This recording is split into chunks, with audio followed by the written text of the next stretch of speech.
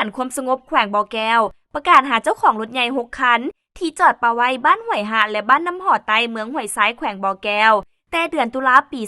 2025กำหนดให้มาพัวพันภายใน30วันที่9กุมภาพันธ์2026กองบัญชาการป้องกันความสงบแขวงบ่อแก้วออกแจ้งการว่า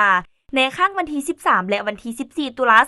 2025ทางเจ้าหน้าที่กองบัญชาการป้องกันความสงบแขวงบ่อแก้วได้กวดกาพบเห็นรถใหญ่จอดปะไว้อยู่แคมทางเขตบ้านห้วยหาดและจอดอยู่ในสางเครื่องเขตบ้านน้ำหอดใต้เมืองห้วยซ้ายแขวงบ่อแก้วรวมทั้งหมด6คันแต่บ่พบเห็นผู้ขับขี่หรือเจ้าของรถจึงได้นำเอารถจำนวนดังกล่าวมาปกปักรักษาไว้อยู่กองบัญชาการป้องกันความสงบแขวงบ่อแก้วคือ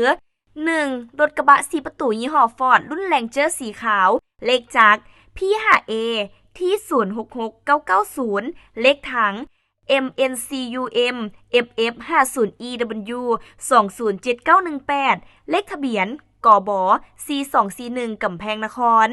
2. รถกระบะ4ประตูยี่ห้อโตโยต้ารุ่นวีโก้สีขาวเลขจักร 1KDA 635317เลขถัง MR0 FZ29G 1025 63205เลขทะเบียนกพ1766กำแพงนคร 3. รถกระบะ4ประตูยี่ห้อโตโยต้ารุ่นลีโวสีปอนเงินเลขจักร V2 GD55 70309V เลขถัง 00 MR0G B8 DD 7831 0715 300เลขทะเบียนคก4717นครหลวงเวียงจันทน์ 4. รถกระบะ4ประตูยี่ห้อโตโยต้ารุ่นวีโก้สีขาวเลขจักร 1KDU 691906เลขถัง MR0 FZ29 G102 567674เลขทะเบียนหก6616นครหลวงเวียงจันทน์ 5. รถกระบะ4ประตูยี่ห้อโตโยต้ารุ่นวีโก้สีขาวเลขจักร 1KDU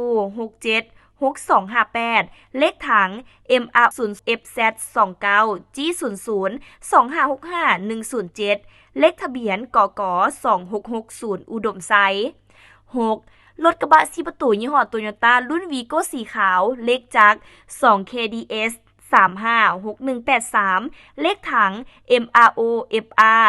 29 GX0 1031 621เลขทะเบียนกก4203บแก้วถ้าหากบุคคลใดเป็นเจ้าของให้นำเอาเอกสารมายั่งยืนอยู่กองบัญชาการป้องกันความสงบแขวงบแก้วห้องตำรวจตามมงราชการภายในกำหนดเวลา30วันนับแต่มือออกแจ้งการเป็นต้นไปถ้าหากไก่กำหนดเวลาถือว่าสารสิทธิ์และรถดังกล่าวจะถึงหิบเป็นของรัฐตามกฎหมาย